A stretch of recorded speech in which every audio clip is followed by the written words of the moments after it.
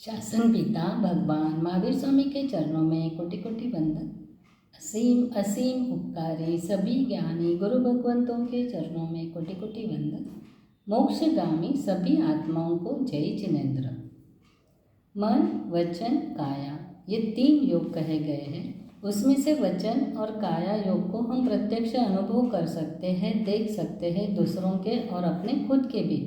लेकिन मन योग ऐसा योग है, न हम उसे देख सकते हैं और अनुभव तो करते हैं, लेकिन प्रत्यक्ष इतना हम नहीं समझ सकते मन को कि हम हमारे मन को कैसे संस्कारित रख रहे हैं, या हमें हमारे मन योग को सुदृढ़ बनाना है तो उसके लिए हमें क्या करना है।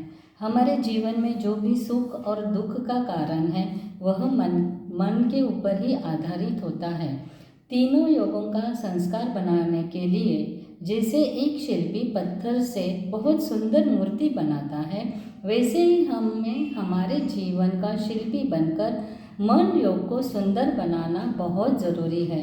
और मन योग की बात की जाए तो उसके सामने काया से अगर कर्मबंध करते हैं तो वह काया का कर्मबंध उत्कृष्ट एक सागरोपम का कहा गया है। वचन से अगर कर्म के बंध होते हैं तो उत्कृष्ट 1000 सागरोपम का कहा गया है। लेकिन तीनों योग के संयोग से जब कर्म बंध होता है तब वह 70 करोड़ी सागरोपम का कर्मबंध हो सकता है। और इसीलिए मन की दुर्लभता को समझना बहुत ज़रूरी है। अभी हमें मन मिला है, लेकिन इसकी दुर्लभता हमें पता है क्या? पूर्व के हमारे अनंता भव हमें मन मिला ही नहीं था। जैसे अनंता एकेंद्रिय, असंख्यता विकलेंद्रिय यानी बेंद्रिय, तेंद्रिय, चौरेंद्रिय और असंज्ञी पंचेंद्रिय के भव में हमें मन मिला ही नहीं था।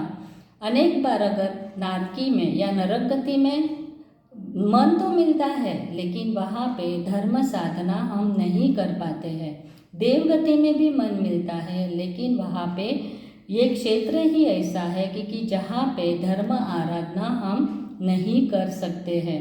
असंख्य समुच्चय मनुष्य यानी हमारे शरीर में से निकलने वाली विष्ठा और गटर और नाले में क्रिएट होने वाले, उत्पन्न होने वाले ऐसे समुच्चय मनुष्य जो जन्म लेते ही क्या होता है, उसे मन मिलने से पहले ही उनकी मृत्यु हो जाती है।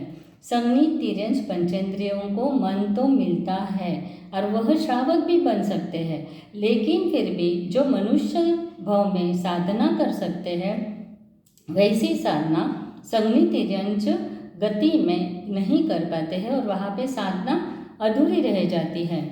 इसीलिए हमें यह सोचना है कि अनंत जीवों को तो मन मिला ही नहीं है जो मुझे अब मिला है, और मेरे मन बकेर के अनंत भूतकाल के सामने यह जो मनुष्य भाव मिला है वह 1 मिनट जितना भी नहीं है।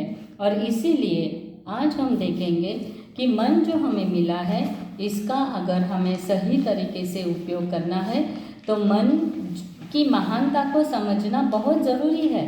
और इसके लिए कहा जाता है कि मन की महानता अगर देखते हैं तो वहाँ पे यह हमें दिखाई देता है। शॉर्टलिस्ट जैसे हमने अभी की कि पूर्व के एकेंद्रिय, बेंद्रिय, तेंद्रिय, चौरेंद्रिय और पंचेंद्रिय, इसमें असंज्ञी पंचेंद्रिय के भाव में हमें मन तो मिला ही नहीं था। इसीलिए ये हम समझ पाते हैं कि जो मन है वही हमारे सुख और दुख का कारण है। अगर हम मन को दिया बनाते हैं तो वह प्रकाश देगा, वहाँ पे सुगति देगा और मोक्ष तक भी ले जा सकता है। मन को जो दावानल बना देंगे तो दुर्गति पक्की हो जाती है। जीवन में सुख, शांति, समाधान अपने मन के ऊपर ही आधारित होता है। दुख, अशांति और संसार का कारण अपना मन ही है।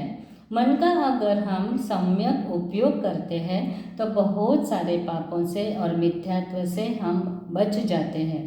मन का प्रशस्त उपयोग बहुत पुण्य का बंध करवाता है। मन से की गई आराधना, श्रावक धर्म, साधु धर्म यह सफल हो सकता है।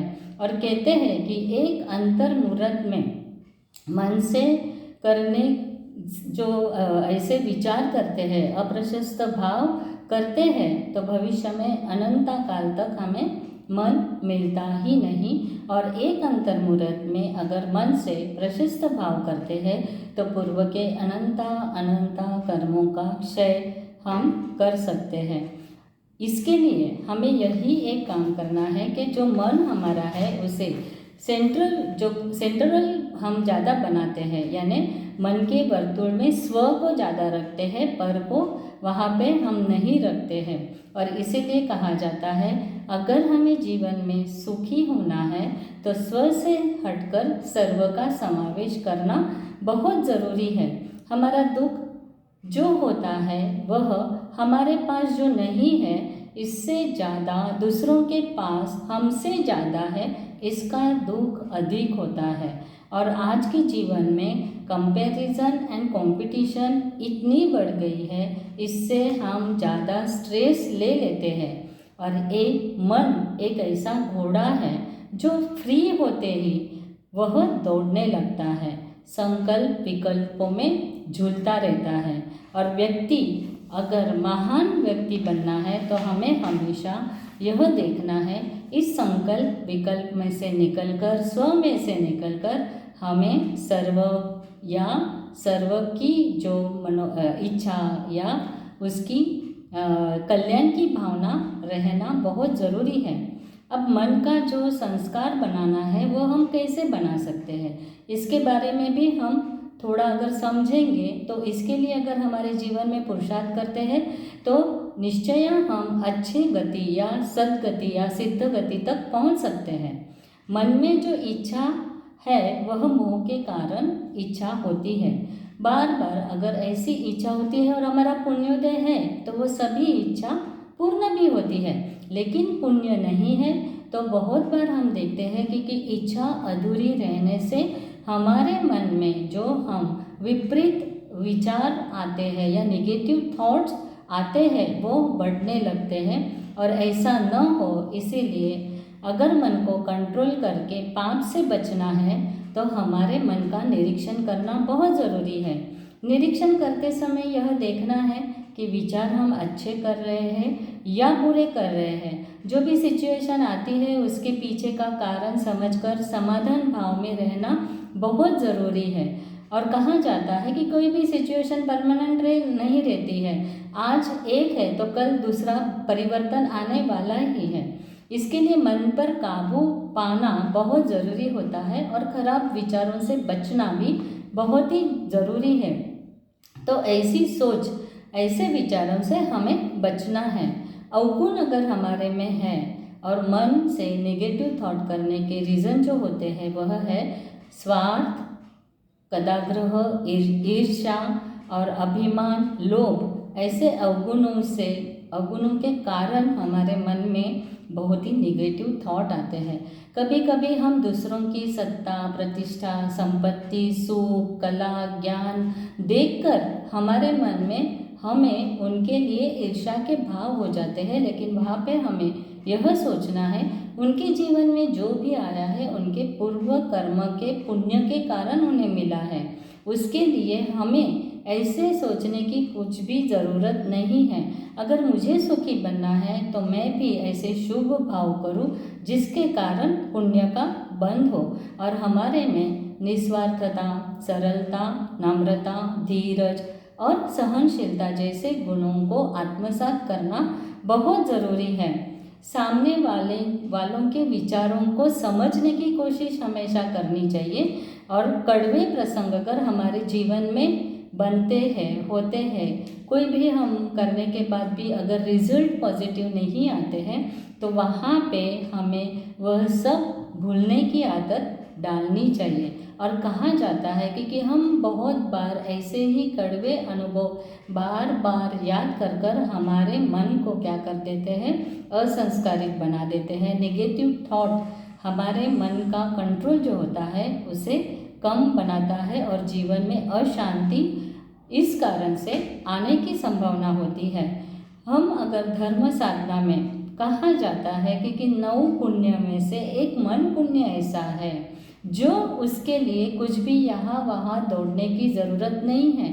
भगवान कहते हैं अगर मन पुण्य पाना है तो उसके लिए सिर्फ हमें एक ही काम करना है कि हमारे मन से कभी भी किसी के भी प्रति न ईर्ष्या हो न द्वेष हो।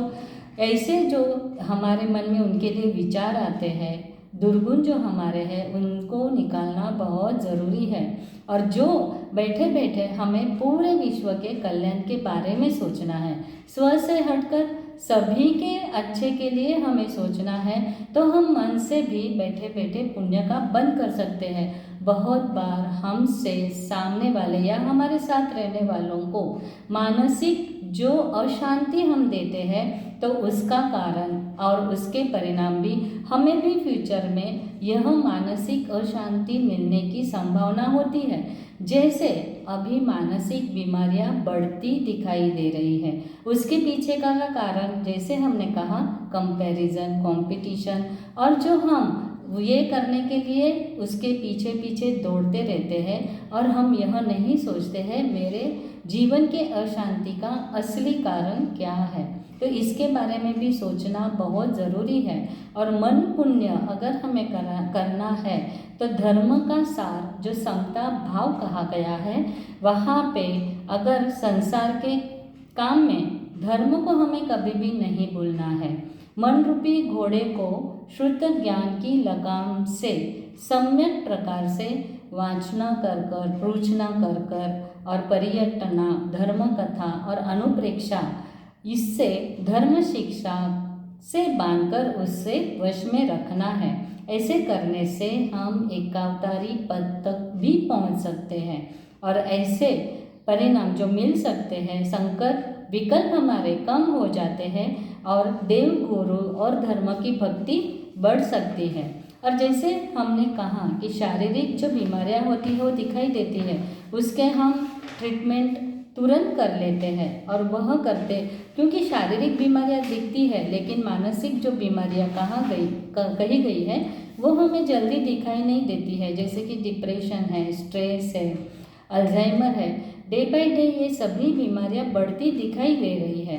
तो इसके बारे में भी सोचना बहुत ज़रूरी है। इसीलिए आज हम थोड़ा मानसिक डाइट के बारे में भी जानेंगे। मानसिक डाइट ये एक न्यू कॉन्सेप्ट है, इसे जल्दी एक्सेप्ट करना इतना आसान नहीं होता है, क्योंकि हम जल्दी समझ नहीं पाते हैं जो भी मेरे जीवन में अशांति या दुख या माइंड जो डिस्टर्ब रहता है उसके पीछे के रीज़न क्या होते हैं। लेकिन हम अगर सोचते हैं तो जैसे शारीरिक डाइट, कोई भी शारीरिक रोग जब होते हैं उसको कंट्रोल करने के लिए, ट्रीटमेंट के लिए उसका डाइट बताया जाता है, वैसे ही मानसिक डाइट जो हम देखेंगे तो वह भी हमारी मानसिक सिचुएशन, मन की अवस्था, यह उसके ऊपर हम कंट्रोल पा सकते हैं। मन की स्वस्थता पे और अगर हम समय से ध्यान नहीं देते हैं तो उसका शरीर, कहा जाता है कि मन का इफ़ेक्ट अपने शरीर पे भी होता है। और बहुत बार शारीरिक रोग तो हमें दिखाई देते हैं, लेकिन बहुत बार उसके पीछे का कारण तो मानसिक बीमारी होती है और उसके इफ़ेक्ट से शारीरिक बीमारी भी आती है। इसीलिए मार्केट में शारीरिक डाइट तो उपलब्ध है, लेकिन अफसोस वैसे ही कहीं पर भी मन के डाइट का प्लान हमें नहीं मिलता है। मन का डाइट यानी नॉट अ काउंसलिंग, सभी के जीवन में कुछ न कुछ इंटरेस्टिंग होना होता है, उसे वह अच्छा लगता है। जैसे कहा जाता है कि हमारे मन को स्पाइसी विचारों की इतनी आदत पड़ गई है कि हम समझ ही नहीं पाते हैं कि अगर हम हमारे जीवन को बदलना है तो उसके लिए हमें क्या करना चाहिए। स्पाइसी आदतें यानी क्या? स्पाइसी आदतें यानी हमारे मन में नेगेटिव थॉट, ईर्ष्या और जो असफलता कभी कभी पाई जाती है तो उसके लिए दूसरों को दोषी मानना, ये सभी को स्पाइसी थॉट कहा जाता है। तो जैसे स्पाइसी खाना, बहुत स्पाइसी खाने से शारीरिक बीमारियां आती हैं, वैसे ही स्पाइसी थॉट से भी हमें मानसिक बीमारियां हमारी बढ़ती है। जैसे शारीरिक डाइट में घी, ऑयल और जंक फूड खाने की मनाही होती है, वैसे ही कभी हमें भी नेगेटिव थॉट और ऐसे ही अशुभ विचारों का त्याग करना बहुत ज़रूरी है। स्वीट को अवॉइड करना, यानी ज़्यादा स्वीट खाते हैं तो वो भी नुकसानकारक है, लेकिन स्वीट कभी कभी क्या होता है, मीठा हो जाए ऐसा हमें लगता है और वो हमें खुशी भी देता है। वैसे ही कभी कभी अपना स्माइल, अपनी प्रसन्नता दूसरों को खुश देने के लिए जब हम यूज़ करते हैं तो वहाँ पे जीवन में भी मिठास आ जाती है। हमारी आदत यह है कि दूसरों के जीवन के लाइफ में बहुत ही हम इंटरेस्ट लेकर मज़ा लेते हैं, लेकिन वहाँ पे यह देखना है उसमें हमारा मन, समय और शक्ति बिन ज़रूरी उपयोग होती है, तो इससे हमें क्या करना है, बचना है। वीकली वंस वाइल कहा जाता है, कभी कम खाओ, उपवास करो या एक बार ही खाओ, वैसे ही वीकली एक बार हमें अच्छे थॉट यानी धर्म साधना, आराधना, जप है, माला है, इसके लिए देना ही चाहिए। तो यहाँ पे अगर हम यह अपना समय, अपना मन इसमें इन्वॉल्व करते हैं तो भी मन की तंदुरुस्ती बढ़ती है। एक दूसरों के अस्तित्व को इम्पोर्टेंट देना बहुत ज़रूरी होता है और इसके लिए ही एक दूसरों की बातें सुनना और वहाँ पे उनके लिए भी उनके अस्तित्व को इम्पोर्टेंट देना बहुत ज़रूरी है। फ्रेश और सिंपल थॉट्स के सलाड खाने चाहिए। कहा जाता है कि सिंपल लिविंग और हाई थिंकिंग, यानी जो कहते हैं कि कभी कभी बहुत रोज़ ऐसे ही जो ऑयली या तला हुआ या घी वाला खाते हैं तो हमारा स्वास्थ्य बिगड़ता है। वैसे ही रोज़ अगर अलग तरीके से मन को बिज़ी रखते हैं तो कभी कभी तो भी वीकली ऐसे ही सिंपल और फ्रेश थॉट करने बहुत ज़रूरी है। नॉनवेज फूड हमेशा बहुत सारे रोगों का कारण होता है, हम सभी को पता है। वैसे ही ऐसे नेगेटिव थॉट, अशुभ विचार या दूसरों के बारे में बुरा सोचना, इस कारण से भी हमारा मन बिगड़ता है और इसीलिए हम हमेशा नॉनवेज से का त्याग कर सिर्फ और सिर्फ वेजिटेरियन ही विचार करेंगे। मन का बैलेंस जानने से हैंडीकैप या मन का बैलेंस जब चला जाता है या मन का बैलेंस जब नहीं रख सकते हैं तब हैंडीकैप होने की संभावना होती है और उसके ऊपर अगर टाइम पर हम ट्रीटमेंट नहीं करते हैं तो बहुत ही सिचुएशन वर्स्ट होने की संभावना होती है और जब सिचुएशन हमारे हाथ के बाहर चली जाती है तब हम कुछ भी नहीं कर पाते हैं। और इसीलिए अगर मन को वह ताज जैसा फ्रेश रखना है तो हम हमेशा उसके लिए संकल्प विकल्प से बचेंगे और फ्रेश जो थॉट्स है वह थॉट ही हमारे मन में करेंगे और मन को फ्रेश, हेल्दी और यंग रखने की कोशिश करेंगे। जैसे कहा गया है कि ऐसे मन योग का अगर हमें सुदृढ़ करना है, संतुलित बनाना है और हमारे जीवन को, मन को अगर मंदिर बनाना है तो भगवान ने कहा है उसके लिए शब्ददान, ज्ञान दान, संतोष दान, संपत्ति दान, ये सब करने की आवश्यकता है। अगर ये सब करते हैं तो हमारा मन सुदृढ़ बनता ही है। और अगर आत्मविश्वास, आत्मनिर्भरता हमारे में आने की ज़रूरत है तो मन का संयम अति आवश्यक है। और शुभ हो सकल विश्व का यही भावना हमारे मन को भी शुभ विचारों से संपूर्ण बना सकती है।